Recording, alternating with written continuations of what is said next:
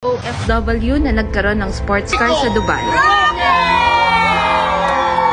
Pakinggan mo kung paano nangyari ito.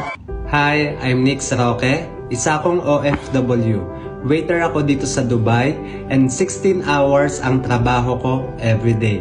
Katulad mo, pagod na din akong maging OFW. Kaya ako nagpunta sa ibang bansa dahil wala na ang tatay ko. At sobrang hirap ng buhay namin sa Pilipinas. Actually, ako na ang nagpapaaral sa sarili ko that time. Nagtrabaho ako ng maaga at nagsa-sideline ako sa Pinas para magturo ng sayaw, maging event coordinator para lang makatapos ako.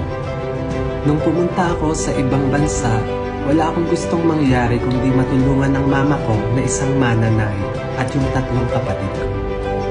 Hindi naging madali dahil nung nagpunta ako dito sa UAE, wala talagang kasiguraduhan yung trabaho ko. Nagbaka sakali lang ako and yung unang trabaho ko dito sa UAE ay naging beach attendant ako. Tagapulot ng kalat sa beach, tagapulot ng mga bato habang terik ang araw.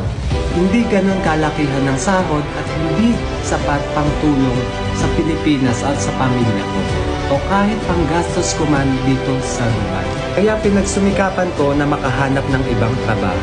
Hanggang sa naging waiter ako, mas magandang trabaho pero mas nakakapagod. Dahil 16 hours yung trabaho ko at sa 5 taon ko sobrang nahirapan ako kaya pati katawan ko bagsak na. At dumating ang pandemic. Nagkaroon ako ng COVID that time. Naisip ko na maghanap ng pagkakakitaan kasi alam naman natin dito sa UAE, no work, no pay. At lalong-lalo na nagtatanggalan ang kumpanya ko. Naisip ko rin na sobrang kailangan ko ng extra income bukod sa sahod ko. Dahil na-realize ko na kahit sumasahod ka ng maayos kung hindi mo naman nakakasama yung mahal mo sa buhay, especially nung nagkaka-COVID ako lang mismo yung nag-aalaga sa sarili ko. Katulad na lang din nung nawala yung kapatid ko na hindi ko man lang nakasama dahil nakikipagsapalaran ako dito sa UAE.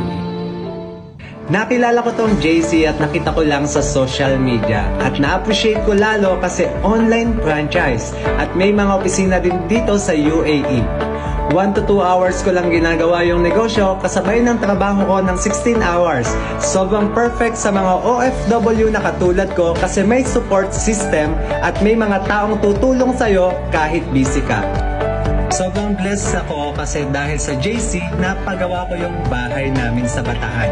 Napapasaya ko ang nanay ko, nakabili kami ng gamit sa bahay, nagkaroon ako ng mga bagay na as OFW, hindi mo naiisipin na pagkakagastusan mo pa. Bukod doon, yung mga OFW at mga ibang lahi na din na natutulungan ko dahil dito sa negosyo. Nagpapasalamat ako sa JC dahil nabili ko ang aking dream car at isa ako sa nabago ang buhay. At isa lang si Nico sa mga OFW na natulungan natin kumita dito. Kaya kung isa ka sa mga naghahanap ng negosyo na pwedeng makatulong sa pangangailangan mo, huwag ka matakot na magkaroon ng bago sa buhay mo. And this is Nico's JC Story.